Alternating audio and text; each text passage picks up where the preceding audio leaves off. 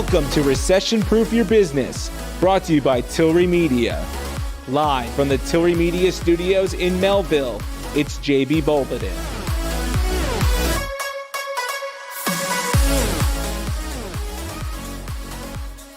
Recession proof my business. If you're in the real estate industry, boy, do I got a real treat for you today. I'm going to literally walk you through step by step what you need to do to make sure your business stays building when we see this economic shift happening. Inflation rate is the highest it's ever been. We're looking at an average cost of 6% increase across the board on all things, but in real estate and lumber, I'm not going to tell you how much this cost has gone up, and we're about to see an economic change. If you're on this actual live stream right now, you already know and realize that something is brewing.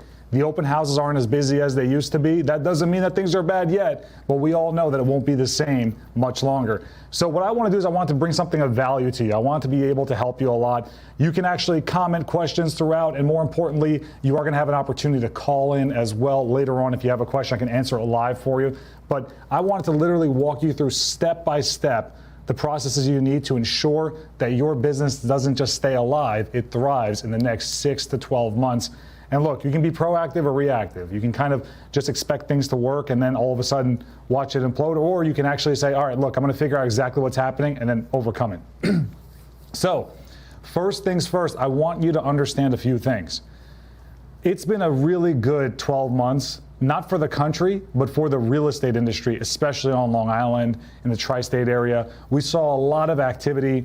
Secondary markets definitely exploded. And if you don't know what secondary market is, Manhattan is a main market. And when things got tough in Manhattan and people decided to go to Long Island, we became a secondary market for them. And boy, did that really help boom the real estate market. You're working with buyers that are willing to pay more than ever and they can't get their offer accepted. You're working with listings that you're selling for $100,000 over asking. Crazy enough, I even have a few examples where it sold $1 million over asking. Now, that is the exception, not the rule, but we're seeing this happen all over the place. Bottom line is this: if the salaries aren't going up, if the income's not going up, the prices cannot continue to go up. And there's something that you should take notice to and really, really have a good understanding on if you want this real estate thing to work out for you. If your business has doubled in the last 12 months or gone up 30%, 40%, that's awesome. And you're probably really excited, and you should be. But here's something you should really, really keep in mind. If you haven't changed your marketing process, if you haven't changed your sales skills, if you really haven't gotten really any investments into your business and it just doubles overnight, what you're really, really looking at is just a good market. So the market might be crushing it. You may be under the impression that you crushed it, and congratulations for all of your goals and all of your gains. That's awesome. But you want to look at it this way. If I didn't invest more in my marketing, if I didn't invest more in lead generation, and my business doubled, did I double it, or did the market all of a sudden have a surge? If you answered no to that, if you didn't make any improvements in your business and your business just 2x'd, 3x'd, that's something that you really need to take notice on, because you're riding a market instead of actually being able to control your business. So what would happen is that when that change happens, you're going to see that your income might go down 50% now since it doubled. So there are things you can do to actually stay in the know and be able to expand into this. This is an amazing opportunity for you. There's a few things to expect in your marketplace. What you're going to see is right now we have a realtor saturation along with price saturation. What we're seeing is that a lot of people are getting into the real estate business or staying in the real estate business. And when times get tough, we see them leave, and you can absorb that market share if you're actually positioned the right way. So I'm going to talk to you about a few steps that you need to make to ensure that your business expands. I'm going to give you tips on exactly what you need to look at as far as what your buyers are not telling you. Because right now, we still see a busy market, even though it's fading. And your buyers aren't telling you something, and that's what's preventing them from putting in offers. That's what may be frustrating you, jamming you up. I'm going to show you exactly how to get them moving, what they're not telling you, so you can actually overcome that, and more importantly, what you need to do to get them to make the right offer. The next step is that you might get tied down with buyers so much that you're trying to wonder, well, I need listings. And you're right, by the way, because you need to list to last. I know it's an old cliche, but the truth is the truth. Bottom line is that if you have your own inventory, you're going to scale a lot bigger than if you're basically showing buyers to other people's inventory. So you want that stability. You can leverage the existing buyers you have to go and get those new listings. I'm going to talk about how you do that step by step. Final thing is, we get a lot of questions as far as like social media. I'll tell you this, it's not as complicated as it seems, but it is more work than you might imagine. But there's a lot of shortcuts that you could actually use to get there. So what do I mean by that? There's certain headlines, grabs, there's certain type of content you can create that's going to get more engagement, because we're seeing real estate agents use these gimmicky, not even gimmicky, it's kind of like the same old, which is, are you looking to buy, sell, or invest? Then call me. That's a no-no. And we're going to show you exactly why that is momentarily. And then finally, we're going to talk about how you boom your business. And I got some really interesting concepts for you. What I want you to do is kind of reset. I want you to reset before we get started. Here's what I mean by that. What you know right now, what you know as a fact, is actually more dangerous than what you don't know yet. What I mean by that is there's some things that you already know or it's real to you and how to run your business, and those strategies are hurting your business more than the things you haven't learned yet. So for the next 60 minutes, 45 minutes, I want you to kind of start from scratch with me. I want you to be very open-minded. Look, it's up to you in the end if you decide to implement it, but if you're taking the time to invest in your day to come and be here with me for the next hour, I think it's great that if we just start from the beginning. So, most important thing that we want to look at here is we want to see how do we get this started? What do we have to do to get this moving? So I hope you got a pen, a paper. I'm here with you. I might be in my studio, you might be at home or on the road in the car, but we're together. So I want you to be able to communicate with me, and I'm definitely happy to help you any way that I can. So I want to jump right into it. I want to start working with you on what's going on with your buyers. So here's a top secret thing. Here's what your buyers aren't telling you. You ever have a buyer, you're working with them, you're telling them, hey, look, we want to, we have to be more aggressive in our offers if we want to get this deal. And then finally you work and you convince them to work with you, and then what happens? They get their offer accepted, they call you the next morning and go, I don't know if we want to move forward. And then you're like, oh my God, I cannot believe this just happened. So I want to let you know why that's happening and how to actually prevent that, because you can either be reactive or proactive in your business, and I want you to be really proactive. So here's a few things to keep in mind when you're working with your buyer. One is they forgot why they're buying a house. Here's what I mean by that. If you're taking notes, write this down. The buyer forgot they were shopping money, not real estate. So what do I mean by that? They're shopping money, not real estate. Bottom line is the reason why everything's going over asking is because the price of money has never been cheaper. We're looking at the lowest interest rates, and I'm not exaggerating, folks, in 5,000 years. There's never been cheaper interest rates in thousands of years than right now. So the thing is that that's why people are willing to overpay, because in 1995, real estate was 60% cheaper in our area, and the average mortgage payment was 10% more per month than what people are paying now. What that means is that unless you're buying cash, the cost of the money is more important than the cost of the house. And that's why we're seeing people spend much more over asking, because they realize it's worth it. Think about how many people qualify for homes that they didn't. Did you know that a mortgage in 2015 or 16, a mortgage payment for a $480,000 house is similar to a house that's selling for $620,000 now? So that's insane when you really think about it. So you want to make sure that when they're looking to buy, they're not buying on price, they're shopping money. That's why they're doing this to begin with. And they get confused. They think like, oh, I'm giving them what they want, and they want more, and they're being greedy. So I want you to do is I want you to work on a few drills when it comes to addressing your client, so you can actually understand what you need to do to get them to buy into the idea. Because look, we're not selling people. They hired you for a reason. They hired you because they want someone that can guide them through a difficult process. And the fact that it's a difficult process means it's going to be difficult. But it shouldn't be difficult for both of you, right? A surgeon that's highly skilled, the patient getting the surgery, it's a difficult process for them. The surgeon delivering the surgery shouldn't be a difficult process for them because they're a professional. So you're the professional, so you shouldn't be feeling the same misemotion that they're feeling. So you need to be objective in the way you do things, and you need to be proactive in the way you do things, and we're going to talk about that. So first things first, when you're working with this client, when you're working with everything, when you're doing these things, you have to look at it from this perspective. Number one, remind them why they're doing this and give them payment options. Show them, for example, let's say you bought this house right now at this interest rate. Let's say it's 3.25 or 3% today. And then all of a sudden, what starts to happen is now the price drops $75,000, but the new interest rate is 4.8.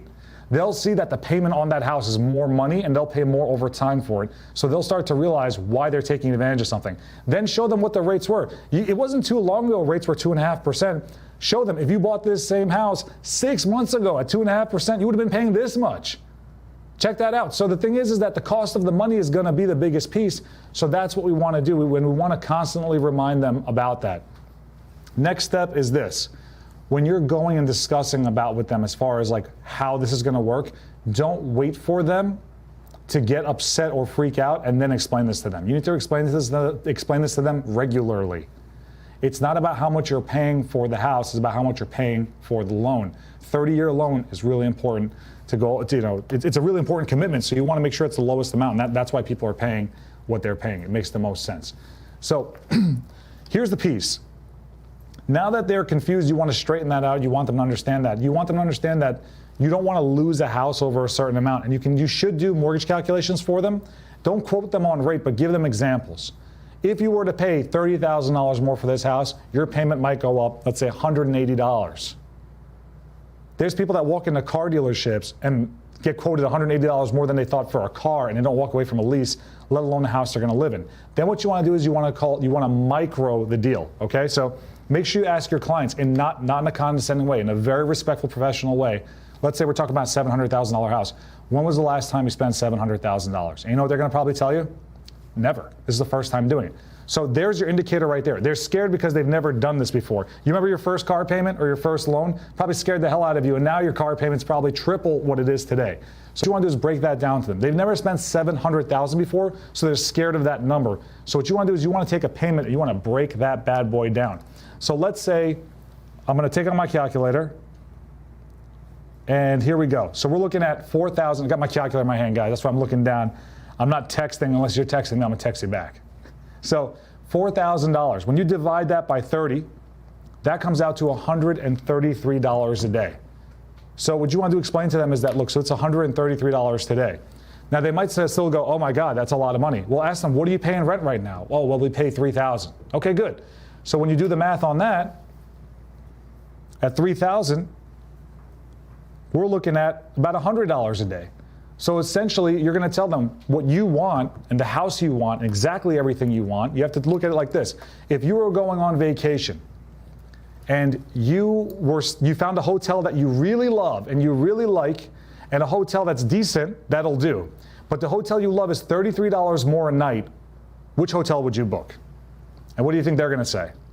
They're going to say, well, the $33 a night one, that's the one we want to stay at. Exactly. So if you're willing to spend an extra $33 a night for a hotel room, of course you're going to be willing to do it for a house that you love. And that's why we're doing this. That's why we're looking at this. Because essentially, I know you're scared of the number, but it's only $33 more a day than what you're already spending. And when you really break that down, when you really look into that, here's the deal. If $33 a day will kill you, you probably shouldn't buy a house already. And that's kind of the way you got to really break it down to them and help them. Because when they start to understand that, you're able to guide them and coach them through the deal. I'm not telling you to sell something to someone they don't want. They don't want the house. They don't want anything to do with it. Don't try and sell it to them. But they get upset if they like the house and they can't buy it. They get upset, and you got to take full responsibility for that. And at the end, they're going to blame you for everything anyway. They lose that deal, they back out, and then they go back and go, oh, I should have done that deal. They're not going to say, hey, realtor, hey, agent, hey, buddy, I take full responsibility for my actions. You did a perfect job, and I made a mistake, and for that, I'm sorry. When was the last time that ever happened? Never. That never happened. So what they're going to do is they're going to go, I don't know, I think I got to wait. I'm going to put it off. And then what you're going to do is you're going to see on their Facebook page 3 months later, oh my God, we're so happy we just moved into our new house. So what you want to do is take full responsibility and coach them through that process. So that's number one. They're confused why they're buying because they forgot they were shopping the money, and you need to explain to them the value, and the way you need to do that is compartmentalize. They've never spent $700,000 before, but they've spent $133 before. And this will minimize what's happening. You're not manipulating numbers because those numbers add up to the actual payment. So coach them through that, guide them through that. And don't just talk about the daily payment. Compare it to what they're paying now, and you'll see it'll be $17 more a day or $30 more a day than they pay already. And when you break it down, when you minimize it, it becomes a lot better over time. So that's step number one. Now here's another secret they're not telling you. They flip-flop and talk behind your back. Are they bad people? Absolutely not. No, they're not. No, they're just scared. So let's talk about this for a second. You write up an offer after showing your buyer homes for several months. For several months, now what they do is they go, okay, we're so happy. You get their offer accepted. They're like, yay. They go home at night, and what do? You put your head on your pillow, and you're like, oh, that was awesome. I'm so proud of myself. And you know what they're doing? They're laying in their bed like this, and they whisper over to their spouse, hey, are you awake? Yeah, why? Thinking about the house? Yeah. Are we paying too much? And then all of a sudden they're going to sit up, turn the lights on, and go, maybe. I don't know. Like, I just don't know if I want to do this. And you're sitting there sound asleep, and they already decide the night before that's stressing them out too much. They call you in the morning, and they go, bam, we're backing out. And you're like, how? Why? And you're like, this is a great house. It's the price you want. It's this you want. It's that you want. You're going into salesman mode instead of counseling them through it. Now, I'm not talking about like a psychologist. I'm talking about just counseling them through that piece. You've been there for your friend. You should be there for your client. So here's what I mean by that. And here's why I mean they're flip-flopping. What they're going to do is they're going to, a lot of buyers, what they do is they'll go back and they'll discuss. So you think that it's a done deal, but they go back and discuss it and evaluate. They also talk to a lot of other people that you don't know about. Their dad, their mom, their uncle, their friend. So there's all these third parties getting involved that they're not telling you about. In addition to that, what might happen is that your buyers get remorse, but not remorse about their purchase, remorse about wasting your time. You ever had a buyer that you know that they're basically not going to buy, at least for now, but they keep wanting you to take them out to show houses and they don't have the courage to tell you, like, hey, look, we're not going to do this? It's because they feel guilty about wasting your time and they want to give you a sale, but they don't have the heart to do it. And then all of a sudden, that same buyer will ghost you. And you're like, why is that happening? Why am I being ghosted? Here's why you're being ghosted. It's called the justification. Here's what I mean by that. What starts to happen is when a buyer's working with you and they feel bad, they feel that you're doing more work than they're putting in, they're going to look for reasons to be upset with you so they don't feel bad about wasting your time. So if you don't get back to them on a call in a timely manner, or maybe you showed up late to something, you'll see their attitude change very quickly and you're thinking, oh my God, what did I do? It's not what you did, it's what they aren't able to do, which is reciprocate for your hard work. Kind of like you ever open up your door and bang into the car next to you and you're like, oh my God, I think I dented this person's door. Then you get out and you go, oh, well, they parked so damn close to the line. What did they expect? And then you walk in and you're like, I feel good about what I did now. Well, no, you don't. You're a good person and you don't want to feel bad about what you did. So you're going to find a reason to make them wrong so you don't have to be the bad guy. And that's what they're doing to you. So there's ways to avoid this. I know it sounds a little wordy, but I want you to really understand what's happening in the mindset. There's ways to avoid this. One is, give them outs. Give them outs before they're like kind of upset. So what you want to do is you want to basically say to someone, hey, look, if they backed out of something, they got cold feet, just give them an out and give them an opportunity. Things happen. I totally understand it's a big decision for you. Hey, how about this? You think it's a good idea for us to maybe take a break for a little bit and maybe revisit this later on? It's okay. You're allowed to change your mind. In fact, I respect that. Now you're probably thinking, JB, why the hell would I say that? Well, because they don't have the courage to say it, and sometimes these buyers are not going to actually buy. So you want to give them outs when you have an opportunity, especially when you see that they're getting extremely cold feet, because when you withdraw from them, what they'll do is they'll actually chill out a little bit, and then what will happen is that they'll have time to think, and they feel like you're not grabbing them, so they'll levitate back towards you because they can't make you a bad guy. So keep that in mind. It's something that you got to work with in your instinct. On top of that too, what you want to do is you want them to explain how can they make sense out of paying that much for a house. So we write up an offer. House is $700,000. We're taking it as is. We're waiving the appraisal contingency. We're waiving the inspection. Well, we're just literally giving them everything they want. We're folding. And they're $50,000 over asking. What you want to do is, okay, great, I wrote it up. Now let me ask you something. How do you make sense out of paying $750,000 for this house?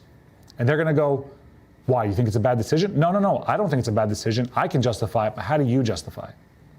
Why does this make sense for you to do? And have them sell it to you.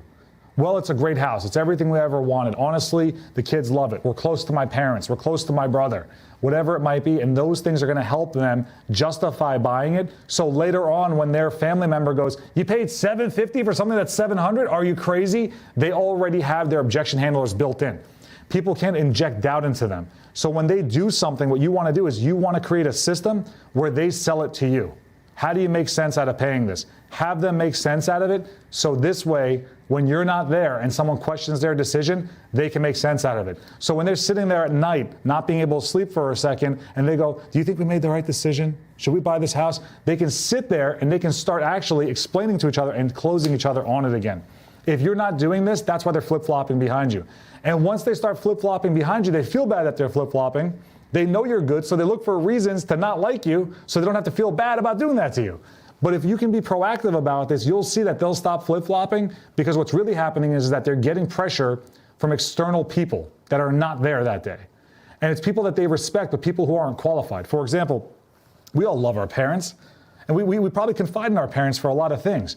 But like, I'll give you an example. My parents are not experts in real estate, but a lot of people don't think that way. If their mom or dad says something, even if that's not their field, they'll listen to them. It'll override. But if you can give them reasons why they're justifying doing it, when mom or dad says, you paid what? You did what? And they go, well, you know, it's because it's been a competitive market. The rates have never been better. It's the area they want. It makes us close to you. It's only $130 more a month than we wanted to pay anyway, or $250 more a month than we wanted to pay anyway. So we're right there. Rent's going up. The mortgage will stay locked in forever, and we're going to make more money over the next 30 years too. And then the parent goes, oh, that makes sense.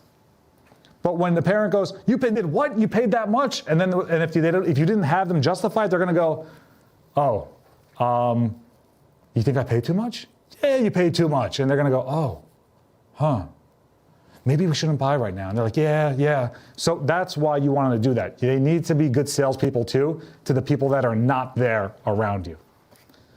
All right, let's go into the next process here, which is properly presenting an offer. You've handled your buyer. Your buyer is good to go. Your buyer can handle the objections with their family. Your buyer is excited, and now it's all on you. Make the deal happen. You call in, and what does the agent immediately say, the listing agent? Well, we have 784 other offers, $4 billion over asking, and we're just going with best and final. Obviously, I'm embellishing here. I'm exaggerating a little bit, but essentially what you're hearing is that the competition is stiff, and if you want to even get remotely close to getting this deal, you're going to have to come in over what we're asking for. Okay, no problem. But I want you to understand the mistakes that buyer's agents are making right now. That's literally shooting a hole right through their deal, and you don't want to do that. You don't want to shoot yourself in the foot. If your deal's going to get shot down, you don't pull the trigger. Let someone else do it.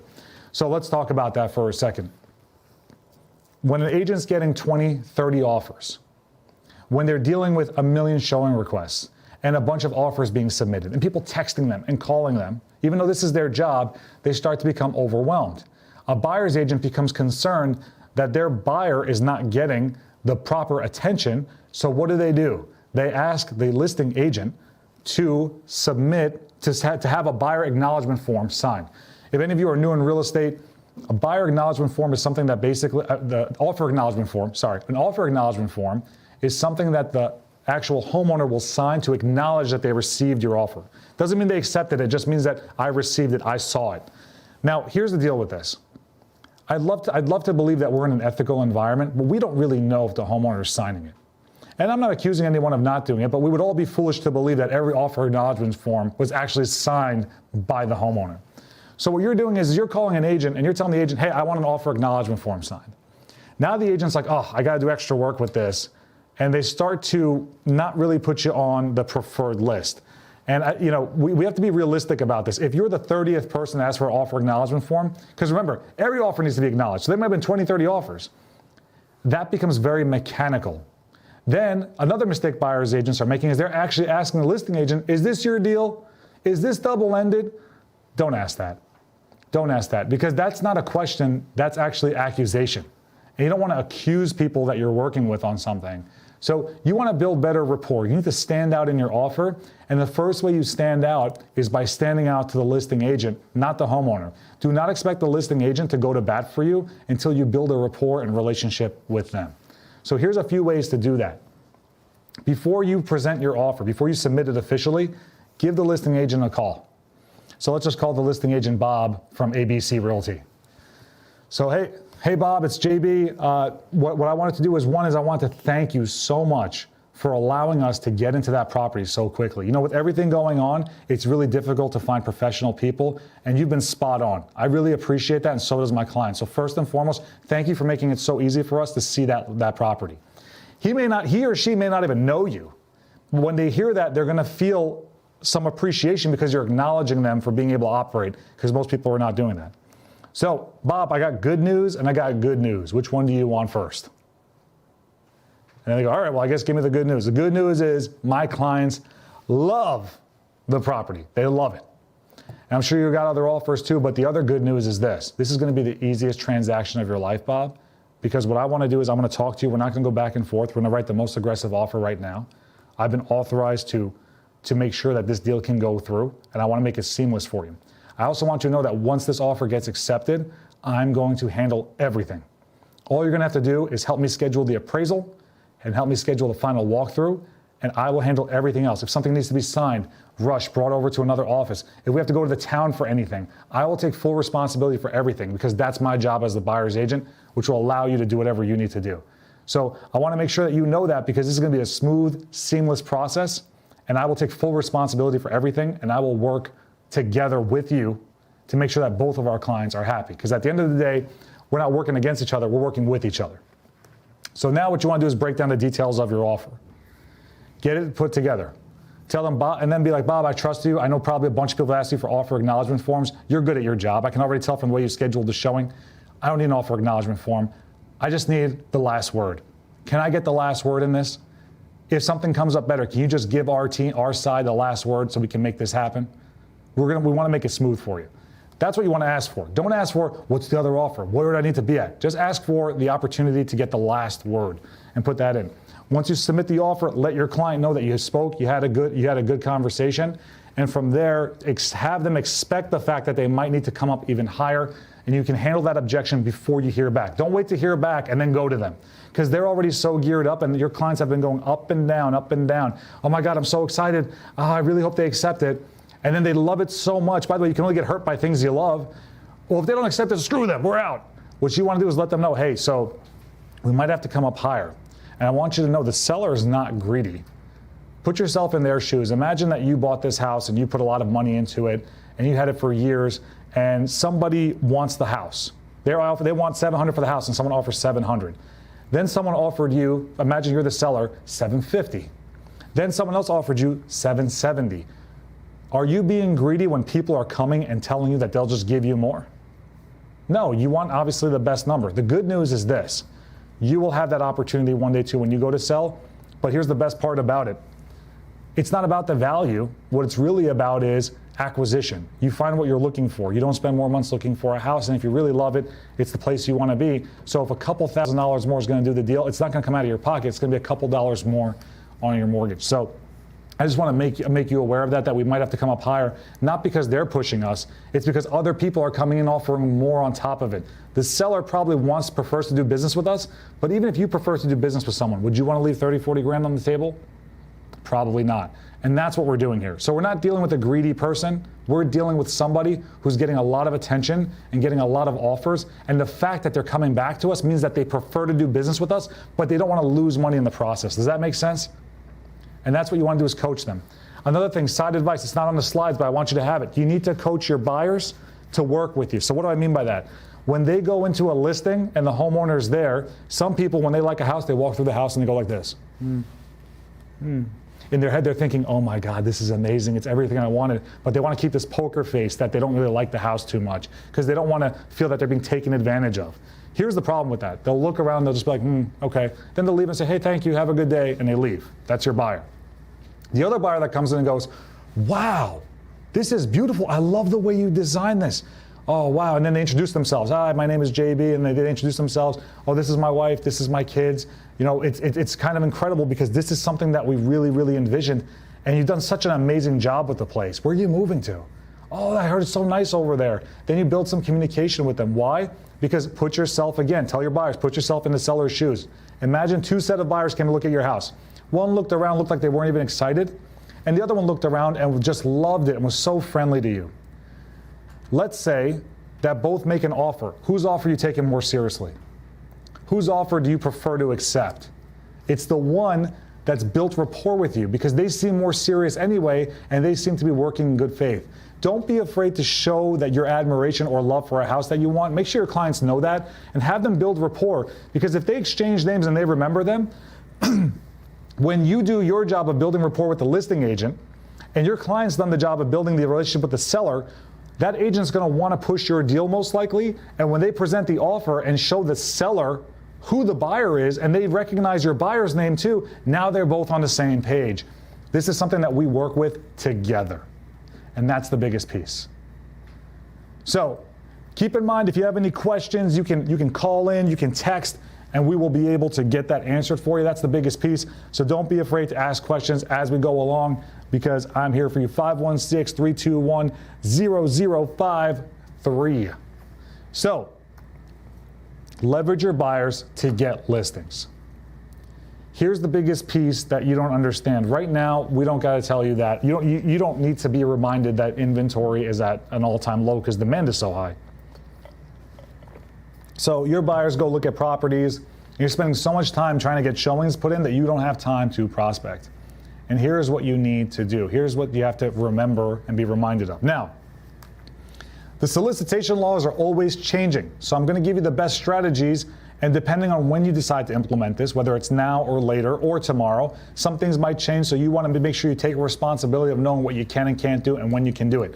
Because advice that might be given today, tomorrow might not be allowed. And advice that's allowed today or not allowed today is allowed tomorrow. So just stay on top of that. With that being said, what I'm going to do is I'm going to give you the best strategies that are workable, and we're going to go from there. And I think now is a good time to really implement it, because we're hearing about surges in the Delta variant. And look, I'm not an expert in that, but what I can tell you is this.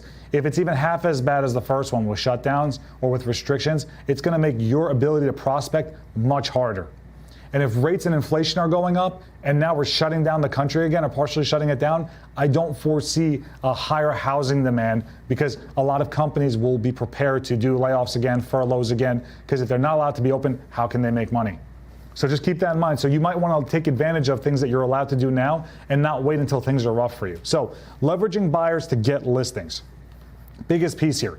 When you take your buyer out, when you start showing your buyer properties, you want to understand that they're looking for something specific. And what you want to do is you want to leverage that. So you want to create a bio. A bio is, you can create a letter. What I recommend to do is, with your letter, you want something that's basically simple, piece of computer paper, write it with black ink, and you can make copies.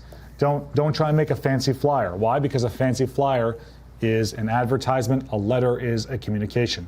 In fact, what I used to do, and it's very effective, and a lot of my coaching clients still do it, is what we'll do is we'll actually take a letter and we'll crumble that bad boy up like this.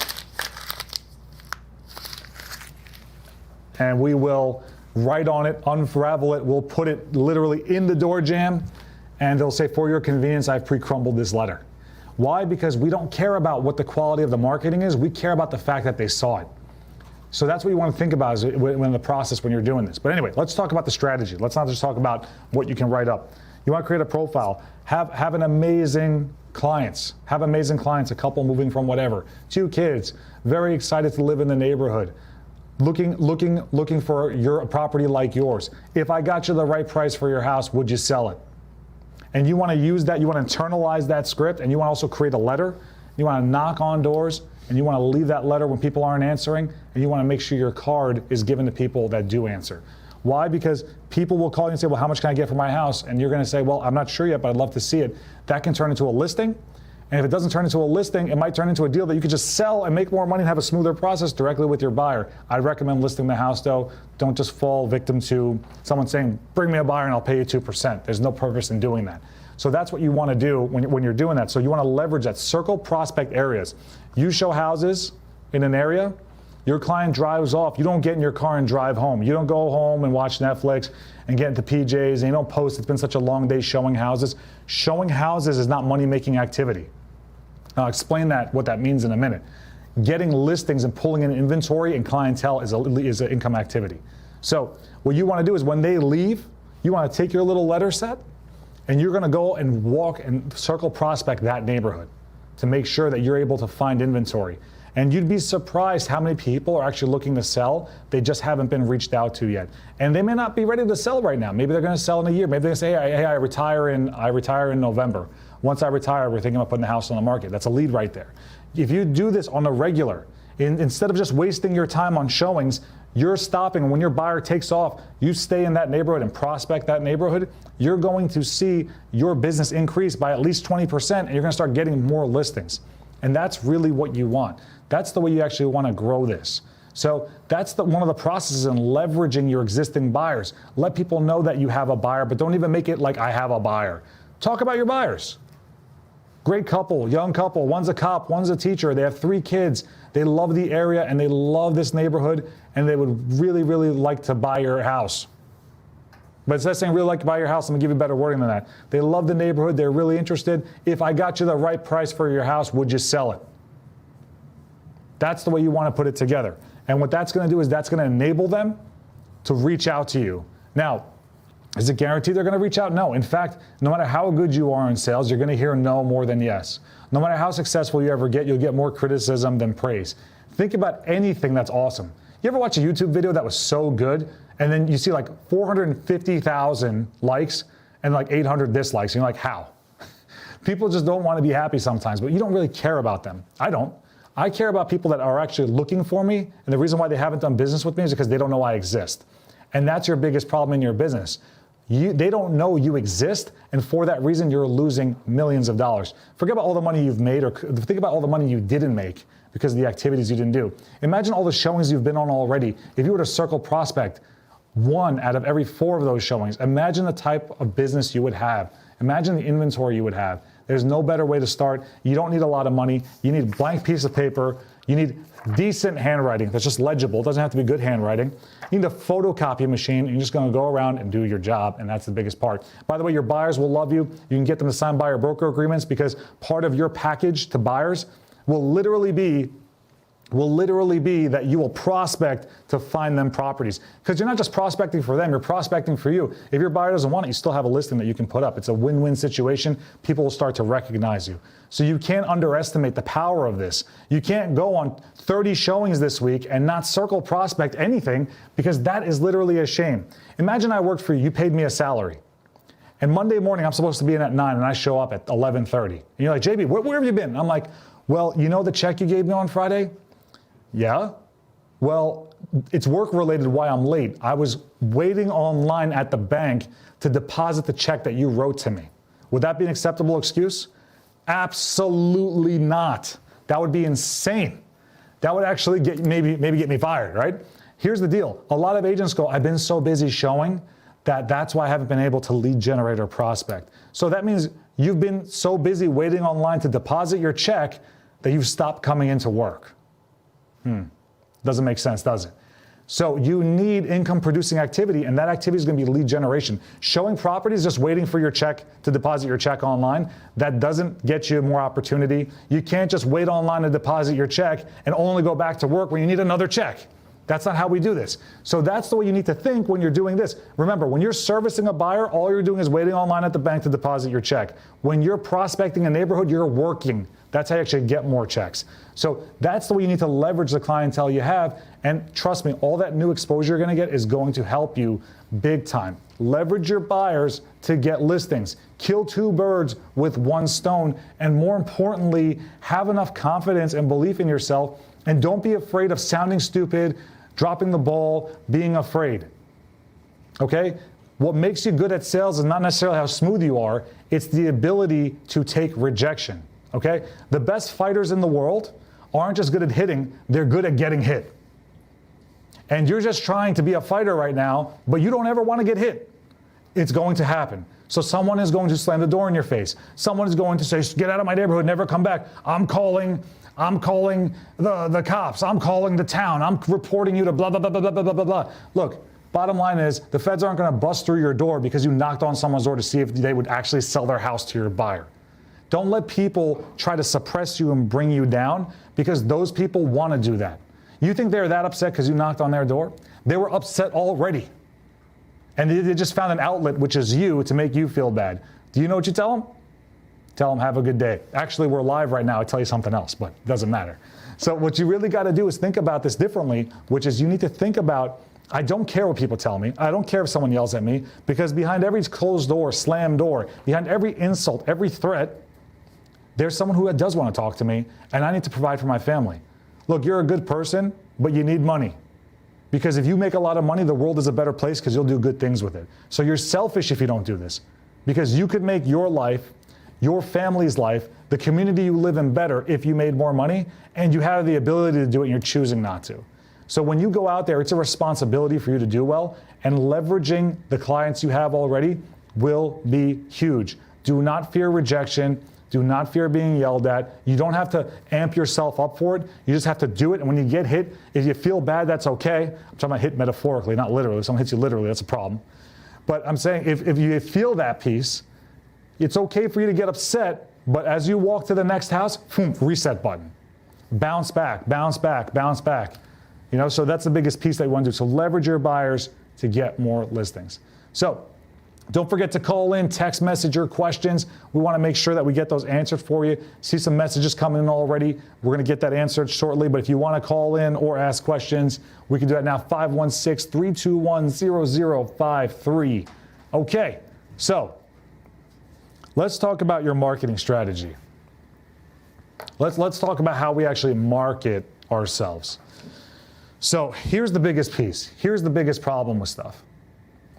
The biggest problem when we look at marketing in our business is we post stuff, we do ads, we do all these things, and then the biggest issue is that nothing comes out of it. And you're wondering, like, why? I put so much thought into this. I really was hoping it would do better. Why am I not getting more attention with it? So I want to give you some stats so you understand, because part of recession-proofing your business is going to be being able to market like a mogul. And it doesn't happen overnight, but every day you'll feel it happen better. So let's talk about that for a second. So what's the common real estate ad? Looking to buy, sell, or invest? Call me. 631-555-1234. Oh, here I am next to a $48 billion house that I've never been in. Call me. 631-555-1234. I'm working really hard showing houses. Call me. 631-555-1234. And you wonder, why isn't anyone calling me? Well, the reason is because you're mimicking other people that aren't able to get results, but you're seeing all your peers do it, all your colleagues do it, so you're thinking it's something you should do. You ever heard, you had your parents say, if your friend jumped off the Brooklyn Bridge, would you jump with him? You'd be like, no, I wouldn't. Well, it's the same thing. If your friend made shitty marketing, would you market it? No. So don't follow your friend's shitty marketing. Let's talk about how you do it the right way. I got good news. Good news is it doesn't have to be expensive, doesn't have to be high end. You know, you may have seen some videos that we've done where, you know, we put a lot of editing into it and there was a lot of thought put into it. That's because we want to do impact for a certain thing, but if you're more frequent with it, you don't have to do that. So a few pieces is you have to realize the buying process. So a few things we're going to look at is this. Okay. The buying process works like this. A lot of people believe that the average person who's buying a house, by the way, you're going to generate, I just got to be honest with you, you're going to generate more buyer leads online than you are seller leads. That's the way it goes. So to this day, there still hasn't been good enough marketing ROI-wise that just generates listings, but the frequency of all of your buyer ads will generate more listings. You might notice that, by the way, I don't want to say anything bad about Zillow, but I'm not going to endorse it either. Here's what I'll tell you. If you notice people that advertise heavily on Zillow, that's geared towards most of the time buyers, but they'll get listings out of it because people just keep seeing it. So you'll get the same result. But if you notice, those ads are geared towards buyers, and that's what we're going to do too. We got to gear our online presence towards buyers because they're searching the internet more than sellers. There's a lot more people searching about how to buy a house, need a pre-approval, what mistakes are made than sellers searching how to sell a house. So just keep that in mind. So bottom line is this.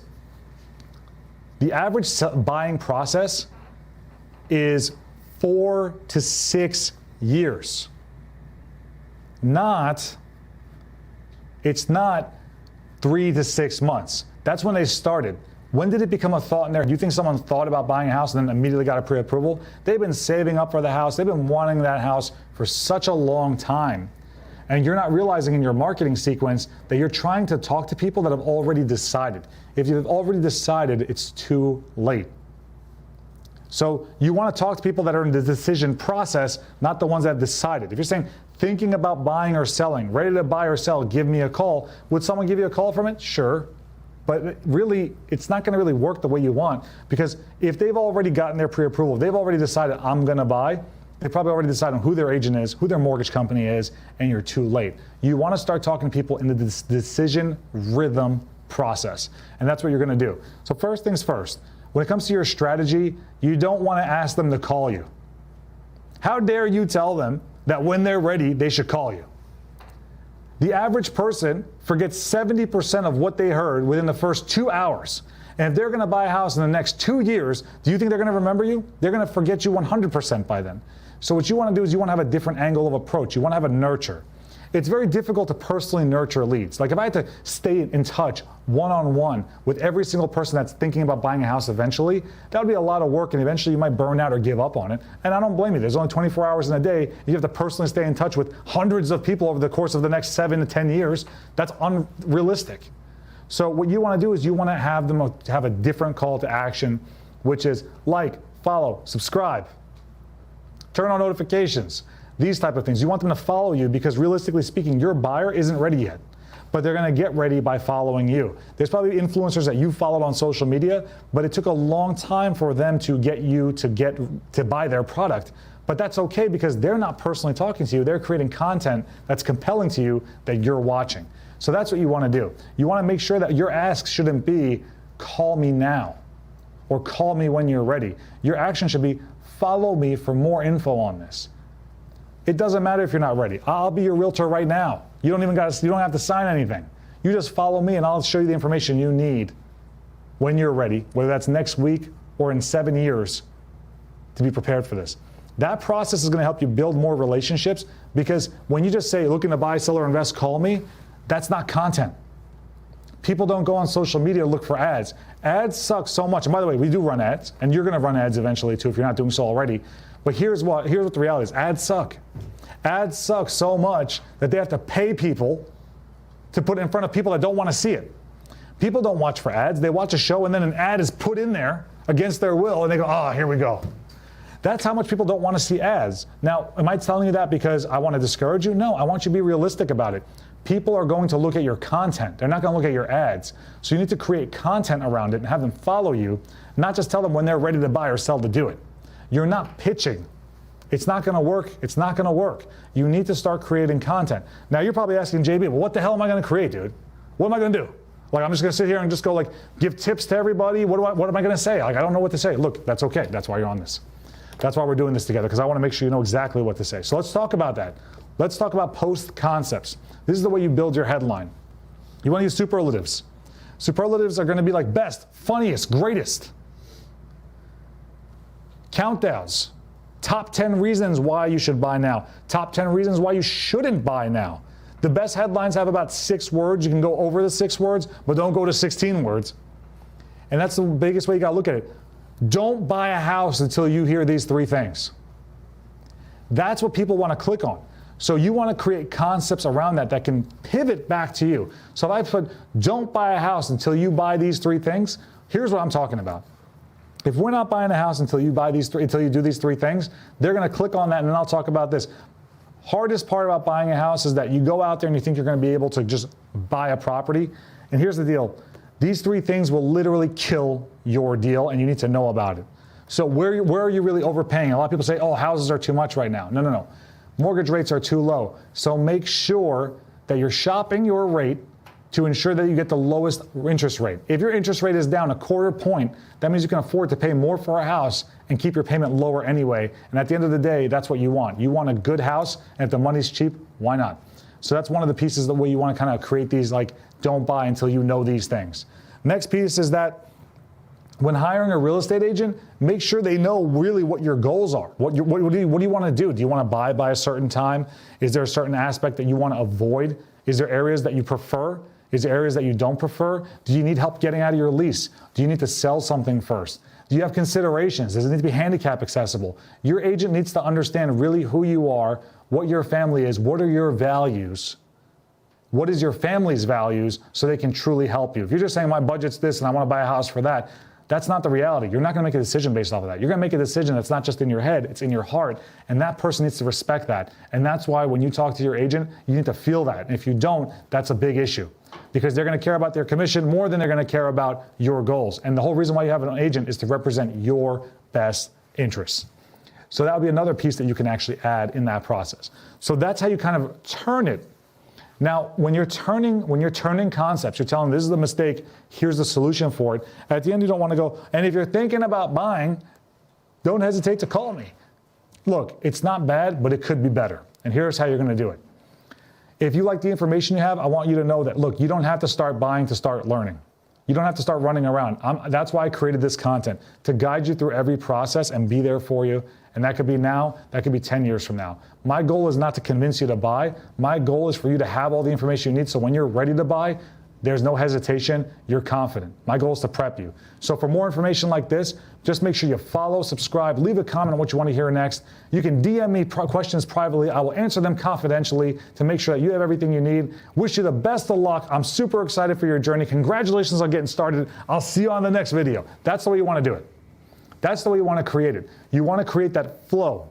And the way you create that flow is by turning those things down. So they could be countdowns. They could even be negative. You're burning money. Here's the best reason why. Here's the best home buyer I've ever seen in my life. Funniest deal I've ever had. Tell stories. Don't talk bad about any of your clients in your stories, but tell stories that are funny. Tell stories that were crazy. And you'll see that people will follow. Other people will follow too. The biggest mistake that real estate agents make, and look, it's not a bad thing, but it kind of defeats the purpose. When usually you put out marketing ads or posts or things to grow your business, you're looking for clients. And the mistake that you're making is that you're entertaining other realtors. And that's not bad, but I don't know if that's good either.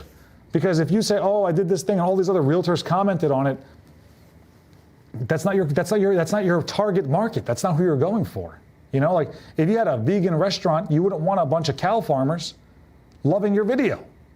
You know, it's not bad that they love it, but at the same time, that's not your market. They're never going to buy from you. They're just going to like your content.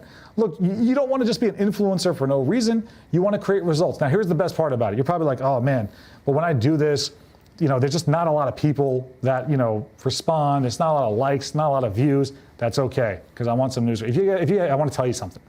If you had 100 people that wanted to buy from you, what would that do for you? If you did 100 transactions, what would that do for you and your family? It would be huge. Now, on Instagram and on Facebook and all these other things, a follower is by definition just someone who clicks friend or follow. What I call a follower is someone who actually engages in what you're doing, supports what you're doing, shares what you're doing on your page, and cares about what you're doing, and is usually around often. If you get 100 of these people, which is not as hard as you think, because if there's only 6 people watching and they'll watch it the whole way, that's huge for you. That's huge, because what that's going to do is that's going to enable you to get more. So don't get discouraged if the numbers are low, because you don't care about how many people actually liked or followed. You care about how much money you made. And I want to tell you a little story, because I want to help you with this, because you really don't know the power of what you're doing right now and the information you're disseminating. Years ago, when I started a coaching program, I was independent. I didn't have the company I have today, which is much larger. We have a huge client base. We have staff. We have support. We have all these things that we didn't have back then. It was just me. I hired a videographer to make an ad for me that we were going to put on Facebook. And I trusted that videographer blindly. We spent the whole day shooting a commercial, and she dubbed in the audio wrong. So while I was talking, it looked like a Bruce Lee movie. I was like, and the words were totally different. And then at the end of the video, she misspelled success. So I'm supposed to teach people how to be successful. I can't even spell it. And I was like, oh my God, this is embarrassing. This is going to ruin me. And there was only $50 of ad behind it. And we were putting in the cancellation. And in about an hour and a half, it generated $8,000 in revenue with only $50 of ad behind it. The audio was dubbed in wrong and success was misspelled. Best lesson I ever learned in my life. It doesn't have to be great. It has to be frequent. And even when it's wrong, there's still people that like it. So when you're worried about being perfect, remember this. There's always going to be half of the people criticizing it. It's never going to be perfect. No one's going to be more critical than you. People will tell you it's amazing. You'll look at them and you'll like cringe in the beginning if you're not happy on camera. You're gonna be like, oh my God, I hate the way I sound. Oh my God, look at the way I look. Oh, it's so whatever. And then before you know it, you stop caring because you do it frequently and you do it often, and that's the biggest piece. So you have to get camera confidence. And what we're gonna do is, I can show you, we're gonna create another webinar, maybe it's in person, on camera confidence. So what we'll do is we'll give you more information on that, but camera confidence is gonna be huge for what you're gonna do later. You don't have to be Brad Pitt, you don't have to be Scarlett Johansson, you don't have to be Leonardo DiCaprio. What you have to do is just look at the camera, smile, and talk. And that's it. And remember that the things that you're getting out of your comfort zone, those things will help you go far. Because the funny thing is that like if Bravo came to you and said, hey, we want to put you on the next $1 million listing, we want you to be an agent on it, you wouldn't turn it down. That's real camera right there, right? If all of a sudden, someone came up to you and Bradley Cooper was like, hey, can you do this movie with me? I would think you'd be great in this role. You're going to say no? Even if you're not an actor, you'd be like, of course I'm going to do it. That's awesome. But why? You'd be in front of that camera, but you're not going to be in front of your own camera? What I'm saying is that be a celebrity in your own space, and these post concepts are going to help you with that, because that's brand. What that's called marketing collateral. That means when someone looks you up, there's enough stuff out there for them to know who you are, like what you do, so you can get it going. And that's one of the biggest pieces. Have that. Remember, text your questions into 516-321-0053. 516-321-0053. We will get them answered for you. So let's talk about the next piece. I want to give you a little bonus. So when we really look at what's happening in this marketplace, we're seeing that the value is not based on, your business value is not based off of the market. It's actually based off of your value as a brand. The number one reason people don't do business with you is because they don't know you exist. The number two reason why your business isn't going the way you want is because the people around you are costing you a lot of money. Here's what I mean by that. I am not suggesting that the people you're around are bad. I'm not suggesting that there's not great people in your circle already. What I am suggesting is you're probably spending more time with people that you probably don't want to emulate than with people that you want to be like. I like a lot of people. That doesn't mean I want to be like them. So when you spend time with them, you might be entertained, but you're not getting gains. You're not getting educated. And you probably heard the saying, you show me the 5 people that you're around and I'll show you how much money you're making, or I'll show you your life. It's true. So you want to make sure that you're getting yourself in the right position, because your network is your net worth. All right, so we got a call right now. Some questions. Let's take that question in. Who we have? Who do I have the pleasure of speaking to? Hi, this is Amanda. Amanda, what's going on? Hey, man, I'm loving this information. I wanted to ask you a question. Sure. So I'm actually totally new to this industry. I'm not a realtor, but I'm so intrigued by what you're saying, and I'm really interested in what you would recommend is like the right way for me to get started. Well, I think the best way to get started is, one, is you're going to have to put your power base together so you can let the people that you already are working with know that you're in the business and get referrals from them. But the next step is, and what I think would be really good for you, is to get around a lot of people that you want to be like. What that means is, like, you want to put yourself in a space where you want to get mentorship. You want to actually get information from people that are actually doing well, and they should be doing a lot better than you. So that's not always possible in a real estate office. Right. That makes sense. So I think probably one of the best things you should do is, I'm going to jump to it now, but we actually have a conference in September 14th, called the Entrepreneur Conference. Have you ever heard of Grant Cardone? Oh, I love Grant Cardone. So we have Grant Cardone. I mean, I think a lot of viewers know who they are. So Grant's a friend and mentor of mine. We have Brad Lee. We have Tim Grover, who's Michael Jordan's coach. So we have a lot of people out there that I think are going to be great. And I think what you want to do is, the best way to start your business, when I was getting new into the business, is getting involved in that type of conference, because that will help you a lot. It's kind of cool because we actually have a special right now, 65% off, entrepreneurconference.live. And if you want to check that out right now, VIP is great, because VIP will get you backstage with all these speakers, with me, with everyone else. And then there's actually a private event after the conference where you're going to spend more time with them and all the other VIPs. I think building your network off of that is going to help you a lot more especially when you're That's first getting awesome. started. I wish I did that when I first got started. Oh, that sounds awesome, man. Is that going to be in New York? It's going to be in New York. It's going to be in Long Island, Westbury at the Space, September 14th.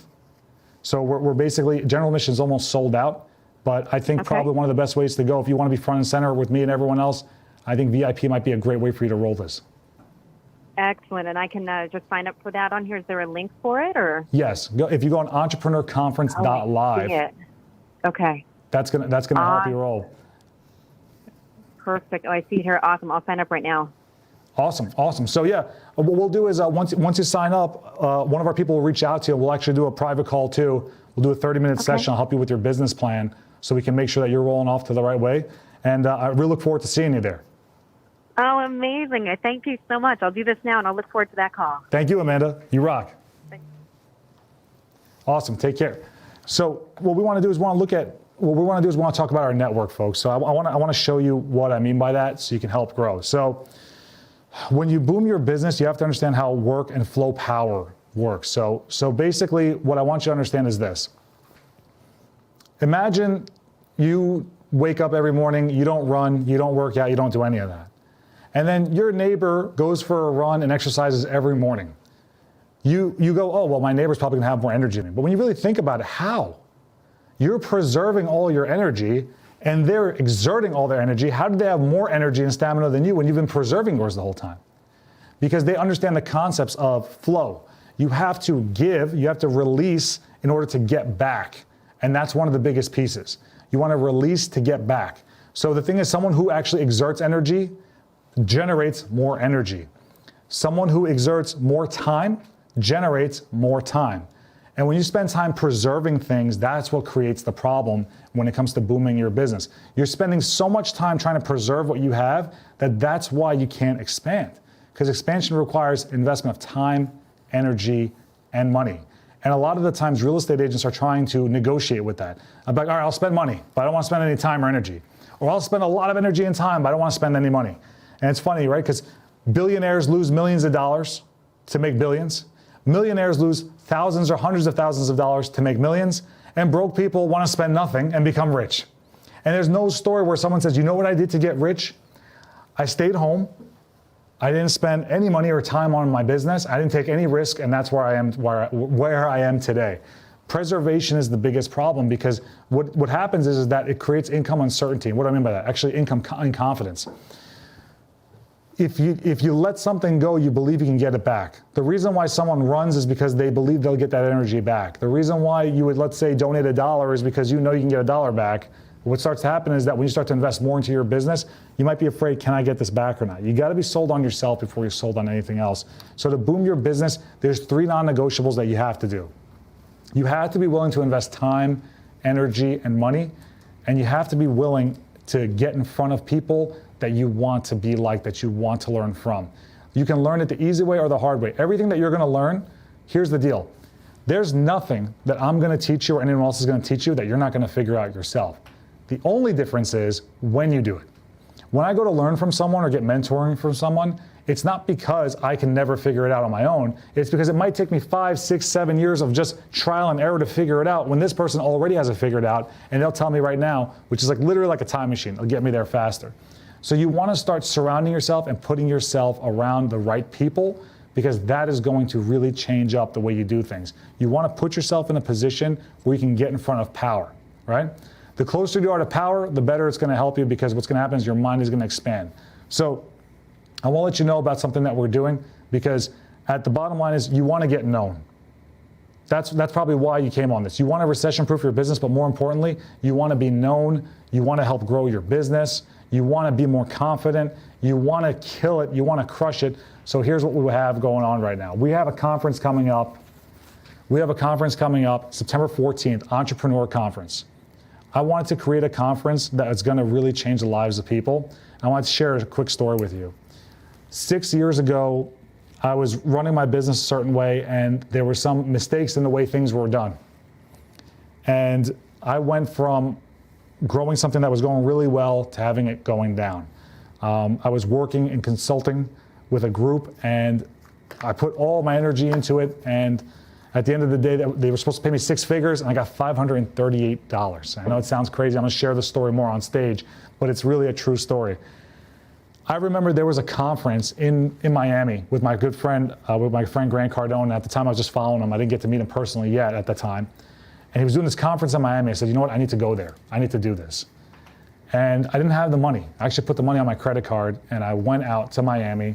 And I remember I was going with my wife, and we were sharing a sandwich downstairs in the lobby because we didn't have the money to actually even go big. I literally went there like on a prayer. When I got there and started to learn from people on stage, it literally blew my mind to hear the stories that they had, what they needed to do, and the advice they did. I remember I was writing so many notes that I ran out of ink. I did 68 pages of notes in day one. My arm was falling off. The brand new pen ran out of ink. I never did that in my life.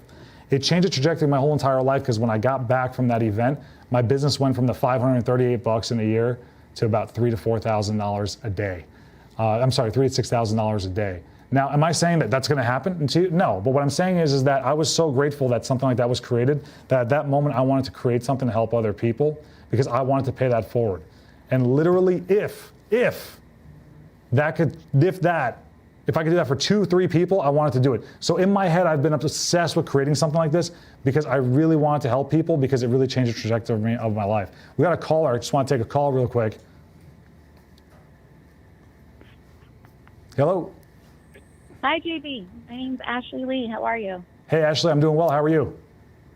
I'm doing great. Listen, I actually pulled over. I'm driving home and it's raining, but I had to pull over and take some notes. I actually wanted to let you know if I can upgrade my ticket. I actually have a general admission ticket to the conference. Yeah, absolutely. We can definitely do that. So what we'll do is we'll actually connect you with someone in our office. They'll upgrade your seat. It's no problem. How many tickets did you want? I wanted 2 VIP tickets. We'll make that happen for you, Ashley. No problem. Awesome. Thank you so much, JB. I appreciate it. Thank you. I look forward to seeing you there. Take care. Thanks, you too. So what we're going to do is I wanted to create this event because I wanted you guys to have a lot of opportunity there. So I wanted you to let you know who's going to be there. We have Grant Cardone. Grant Cardone is a New York Times best-selling author. He's actually a real estate investor. He has over 9,000 apartments. When I first met him 6 years ago, he had apartments that were only worth about $330 million. I say only, even though that's impressive because today it's over $2 billion. So he's going to actually talk about what he did to grow his business, how he actually scaled. His marketing techniques are incredible. He's going to come share his knowledge with us. He's coming on September 14th in person. No one's going to be virtual on a screen. We have Rene Rodriguez, renowned TEDx speaker. He's the master of influence. Rene actually is going to show you how to build rapport, trust, and be able to get rid of that angst you might have to become an amazing public speaker, amazing presenter. We have Michael Burt, Coach Michael Burt, America's coach. Michael Burt's going to show you exactly how to work off of the strengths you have to eliminate your weaknesses. He's helped a lot of people. He's been involved in college basketball, and more importantly now, he's one of the biggest consultants in the country on business. We have Jason Mitchell. Jason Mitchell, shout out to Jason Mitchell. If you haven't heard of him, you should because he did over $1.6 billion in volume last year in real estate sales. So, and he's not doing ultra luxury either or commercial. So that's something where he's getting really, he's going to talk about exactly his process and what he's going to do to get you to the next level. Tim Grover. If you don't know who Tim Grover is, he's the author of best-selling book, Relentless and Winning. Tim Grover is Michael Jordan's strength coach. He's also Coach Kobe Bryant. He's going to talk about leadership and where you need to go, how deep you need to dig, and where you find yourself in to get past your fears and go to hell and come back. I mean that in a good way, where you go right through your fears, out the other side to get the performance you're doing. He's coached the best of the best. He's going to talk about his secrets. We have Brad Lee, the real Brad Lee. Brad Lee has created the Lightspeed VT platform. He's CEO and founder. Lightspeed VT is the #1 educational platform. He built that. He has relationships with Tony Robbins, Grant Cardone, Damon John, John Taffer. You name the person, he's actually consulted, helped them grow all their businesses. Brad Lee's going to be coming. He's going to be in the house. We have yours truly, JB Bolvin. We have Ryan Riddle, Cliffco Mortgage, 28 years old, built an 8-figure business in the last 3 years, coming from a catering and hospitality background, and built that in a short amount of time. So anyway, here's what I want you to realize. So VIP, we have something real special for you. VIP, You're going to have front row seating, the best seating in the house. You're going to be invited to a private after party. Tim Grover's going to give you autographed copies of his new book, Winning. Private lunch. You're also going to have an after party with the speakers as well. There's 3-month post-coaching from the event. We're also giving a free Cancun getaway. It's not a raffle. Free Cancun getaway to all VIPs and executives, 2 adults, 2 children, plus meal vouchers. We are giving away a BMW. You'll get 5 entries into that. So that's another big piece. And you get a swag bag and a gold card membership with it. It's a lot of stuff here, folks. It really is. But more importantly, it's not about selling it. There's no bad seats. You can get, as long as you're there, you're in the room. The smartest person in the room is the room. And you just pick the experience you want. I wanted to bring these people to you. Look, Grant charges $30,000 for 30 minutes in coaching. We're bringing them in front of you all day. We want to make sure you get the value out of it. It's not about putting together the biggest event. It's about creating for good people. Good people are hard to find, and for one day, September 14th, in that area, it's going to be a room filled with great people that will help each other, will levitate each other, will flow power to each other. We want each other's businesses to expand, and most importantly, we want to know how to grow, and we want to get it from the people on stage because those people have done a tremendous job. It's billions of dollars worth of sales and net worth on stage combined, so we want to get that going to you. So look, entrepreneurconference.live, 65% off right now. We have 9 general admission tickets left. We have executive is almost sold out and VIP is almost done too. So entrepreneurconference.live, check it out. We want to see you there. Bottom line is this. You're great at what you're great. And you deserve a lot, but in life we don't get what we deserve, we get what we work for. So we want to work with you. I want to work with you. All of us want to work with you to help you get there because you're a great person, which means that if you make a lot of money, you'll do great things with it. The world will be a better place, and that's how we want to do it. We want to help people attain affluence so we can go out there and make a difference and grow together. Look, there's enough for all of us. So look forward to seeing you there. Hope you enjoyed it. Don't forget to like, subscribe, comment. Don't be afraid. Send us a text. If you have any more questions, we can answer them offline. And anybody, oh, we have another call. Let's take that call real quick. Hi, JB. My name's Katie. How are you? Katie, I'm doing well. How are you? I'm doing fabulous. I just have a question. I wanted to know your opinion. Sure. Is it better to have $1 million listing or 4 $300,000 listings? Oh, great question. I love that question. Okay, so it depends where the $1 million listing is. If it's in an area where the average price is $1 million, you could move that probably quicker. But in a fluctuating market, I mean, right now, if you have the $300,000 listings, they'll sell faster. But if the $1 million listing is in an area where that's the average price, and it's not considered high end, it's considered average, I'd probably take that $1 million listing. Okay, so now how would you market that $1 million listing in a market like this? Well, again, it shouldn't be considered ultra luxury. It should be considered the going price. And so if it's not considered a special thing and it's considered something that's the going rate, what I would do with that listing is I would do a few things. One, I would want to get retargeting ads. So a lot of people don't realize that the first impression is made online. The average person looks at 40 houses an hour. So you want to make sure that your actual graphics of the home, your actual listing photos are something that's going to grab their attention. There's an actual app called Dib, and Dib is an SEO optimizer. So if you write up something about that listing, you can have it scan it and look for headlines that can actually increase its actual findings online that way. So I think that could help you a lot too. And more importantly, I think one of the biggest pieces is you want to make sure it's actually worth $1 million. You don't want to sell $1 million house that just is worth $1 million. It's got to be something that's the going rate. So make sure you price it right. If you price it conservatively, you're more likely to drive the price up. If you overprice it, you might overshoot it, and that's going to be your biggest problem. Thank you so much, JB. That's so helpful, and I'm looking forward to the event. I can't wait. I already have my ticket, Awesome. And I look forward to seeing you guys there. Yeah, look forward to seeing you there too. Thank you. All right, guys, so thank you so much for joining us tonight.